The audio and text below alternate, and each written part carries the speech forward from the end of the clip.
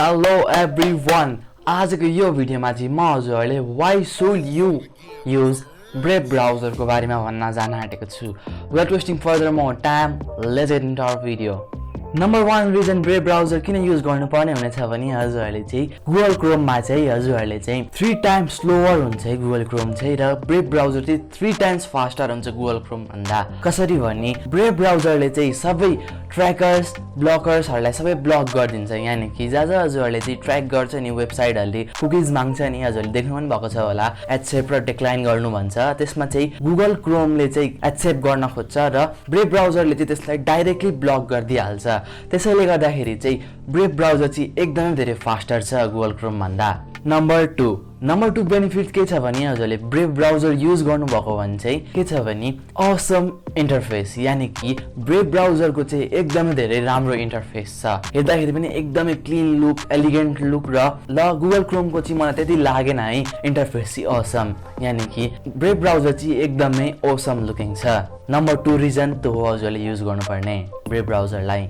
Number 3 reason के छ भने हजुरले Brave browser युज गर्नुपर्ने चाहिँ ट्र्याकर्स र हजुरले कुकीज जुन वेबसाइटमा गएर माग्छ नि Brave browser हजुरले युज गर्नुहुन्छ भने चाहिँ हजुरलाई कुकीजहरु माग्दैन. यानी कि हजुरको इन्फर्मेसन र प्राइभेसी चाहिँ मेन्टेन हुनेछ. हजुरको इन्फर्मेसन चाहिँ अरु वेबसाइटले चाहिँ लग्न पाउँदैन है विदाउट हजुरको परमिसनले इन Brave browser. र यसको ठेक्क अपोजिट हुन्छ Google Chrome मा चाहिँ. यानी कि कुकीज चाहिँ माग्छ है Google Chrome मा चाहिँ वेबसाइटहरुले र Brave browser मा चाहिँ केही माग्दैन है वेबसाइटहरुले कुकीजहरु. Number 4 reason that you should use Brave browser is that कि हजुरहरुलाई चाहिँ एकदमै छिटो लोड हुनेछ. यानी कि सपोज पनि हैन यो चाहिँ एकदम फ्याक्टै हो. Brave browser चाहिँ के गर्छ भने सबै ब्लकर्सहरुलाई चाहिँ यानी कि ट्र्याकर्सहरुलाई ब्लक गरिदिन्छ. ब्लक गर्यो भने के हुन्छ त डाइरेक्टली ओपन हुने हो नि त कुनै वेबसाइट या हजुरको पेज. त्यसले गर्दाखेरि के भयो त टाइम सेभ हुने भयो. टाइम सेभ भनेकै हो टाइम भनेको मनी हो. हजुरहरुले चाहिँ कहीबाट इन्फर्मेसन चाहनुहुन्छ भने चाहिँ त्यहाँ चाहिँ केही ब्लकहरु गर्दैन है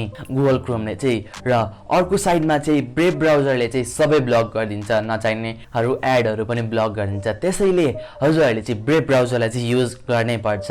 well this are the advantages of browser Brave. र यसले गर्दाखेरि चाहिँ हजुरहरुलाई सर्टकटमा भनिदिहाल्छु भने हजुरको सेफर हुन्छ एउटा त. सेकेन्ड नम्बरमा चाहिँ के हुन्छ भने प्राइभेसी सेक्युर हुन्छ र थर्ड नम्बरमा पनि के हुन्छ भने हजुरको टाइम पनि सेभ हुनेछ किनकि एड्सहरु केही पनि आउँदैन Brave browser मा चाहिँ. Well this are the advantages of Brave browser. So I hope you guys like the video.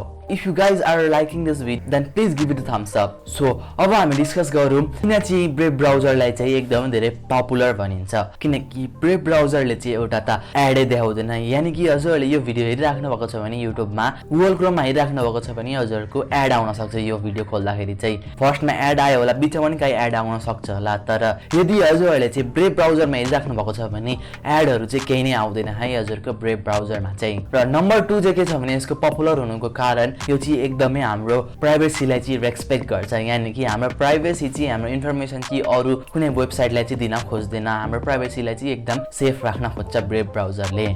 Number 3 मा किन यो पपुलर छ भने Brave browser चाहिँ किनकि यसले चाहिँ हाम्रो एक्सपिरियन्सलाई चाहिँ एकदमै धेरै फास्टर बनाइन्छ एडहरु ब्लक गरेर. वेल एट लास्ट म हजुरलाई के भन्न चाहन्छु भने हजुरलाई चाहिँ Brave browser युज गर्न मन छ भने चाहिँ हजुरले तल यो भिडियोको डिस्क्रिप्सन बक्समा पनि गएर डाउनलोड गर्न सक्नुहुन्छ. हजुरले चाहिँ त्यहाँ गएर डाउनलोड गर्न सक्नुहुन्छ. नत्र सिम्पली Brave browser चाहिँ हजुरले मोबाइलमा युज गरिराख्नु भएको छ भने हजुरले चाहिँ एप हुन्छ Brave browser को नै त्यो हजुरले डाउनलोड गर्न सक्नुहुन्छ. नत्र हजुरले Google Chrome मा गएर नै त्यसलाई डाउनलोड गर्न सक्नुहुन्छ यदि हजुरले चाहिँ PC युज गरिराख्नु भएको छ भने. Hence this are the advantages of using Brave browser. यदि हजुरले यो भिडियो मन पर्यो भने भिडियोलाई लाइक गरिदिनु होला र च्यानललाई नयाँ हुन्छ भने च्यानललाई सब्स्क्राइब गरिदिनु होला. र यदि यो भिडियो मन पर्यो भने र इन्फर्मेटिभ लाग्यो भने चाहिँ हजुरलाई यो च्यानल सब्स्क्राइब गरेर चाहिँ यो भिडियोलाई चाहिँ एउटा सानो कमेन्ट पनि लेखिदिनु होला. त्यसले चाहिँ मलाई एकदमै धेरै मोटिभेट गर्नेछ. Well thank you so much for watching this video. I will catch you guys on next video. Thank you so much for watching. Bye by.